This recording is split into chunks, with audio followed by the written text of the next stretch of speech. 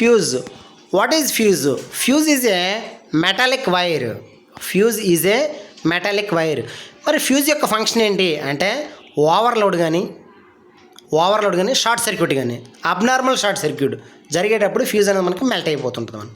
మరి fuse melt అయిందంటే ఏం జరుగుతుందంటే సర్క్యూట్ ఓపెన్ అవుతుంటుంది. ఎందుకంటే ఫ్యూజ్ అనేది సర్క్యూట్కి సిరీస్లో కనెక్ట్ చేసి ఉంటుంది.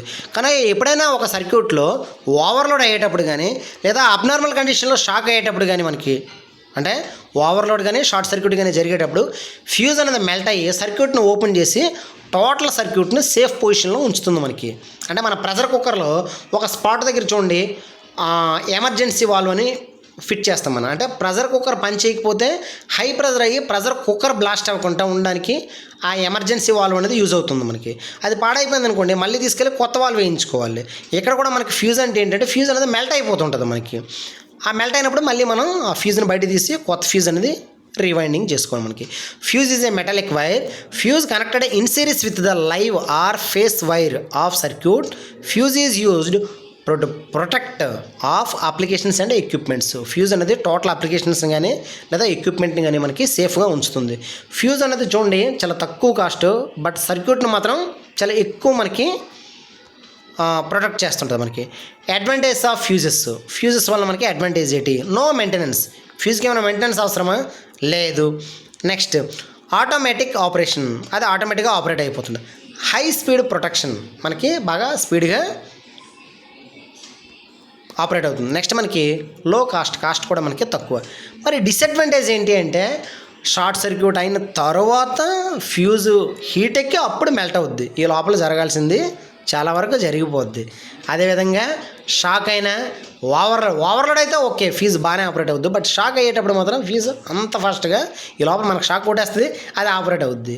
సో ఫ్యూజ్ అనేది ఓల్డెస్ట్ టెక్నాలజీ. ఇప్పుడు మనకి circuit breakers, master circuit breakers, meter circuit breakers, అలాగే మనకి ఎంసీసీబీలు, ఇలా రకరకాల ప్రొటెక్షన్ డివైజెస్ అనేవి మనకు వస్తాయి మనకి. నెక్స్ట్ డిసడ్వాంటేజ్ ఆఫ్ ఫ్యూజ్ ఏంటంటే లో బ్రేకింగ్ కెపాసిటీ అనేది బాగా తక్కువ. నెక్స్ట్ క్యారెక్టర్స్ ఆఫ్ ఫ్యూజ్కి ఏ క్యారెక్టర్స్ ఉండాలి? ఫ్యూజ్ అనేది ఎవరు ఐరన్ వైర్ అలాంటివి వాడచ్చా వాడకూడదు, దానికంటూ సపరేట్గా వైర్ ఉంటుంది మనకి. ఏంటి అంటే బెస్ట్ ఫ్యూజ్ వైర్ ఏంటంటే సిల్వర్. జనరల్గా మనం సిల్వర్ అయితే యూజ్ చేయలేం, ఎందుకంటే సిల్వర్ అంటే వెండి, ఇది కాస్ట్లీ. సో మనం ఫ్యూజు సిల్వర్ కాకుండా అంటే హెచ్ఆర్సీ ఫ్యూజ్ ఇలాంటి ఇంపార్టెంట్ అప్లికేషన్స్ అయితే సిల్వర్ యూజ్ చేస్తాను.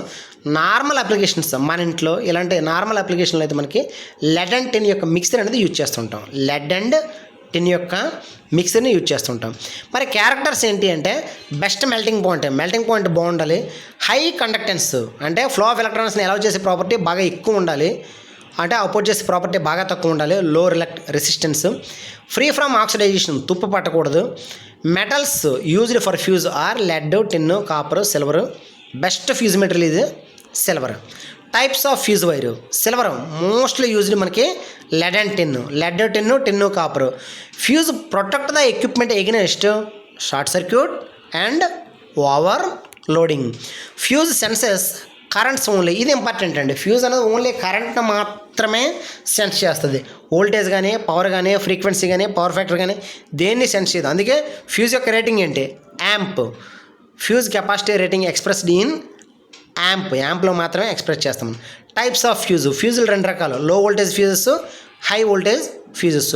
లో వోల్టేజ్ ఫ్యూజ్ అంటే మన ఇంట్లో ఉన్నవి రివైరబుల్ ఫ్యూజెస్, హెచ్ఆర్సీ ఫ్యూజులు అంటే మన కంప్యూటర్లోనే వీటిలో ఉంటాయి కదా, మన యూపీఎస్సీ అన్ఇంటరప్టెడ్ పవర్ సప్లై, లేదా మన ఇంట్లో ఇన్వర్టర్, ఇవన్నీ కూడా HRC fuses.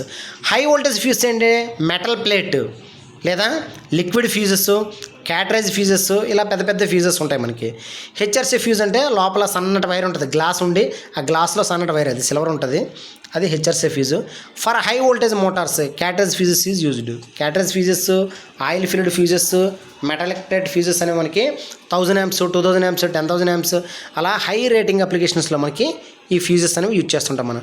High voltage transmission lines, metal plate fuse and liquid fuses are used. Even ట్రాన్స్ఫార్మర్స్లో కూడా మనకి బుషెస్ ఉంటాయి కదా, అక్కడ కూడా మనకి ఈ liquid fuses, oil filled bushes అంటాం కదా, ఆ లిక్విడ్ ఫ్యూజెస్ అనేవి మనం యూజ్ చేస్తుంటాం మనం.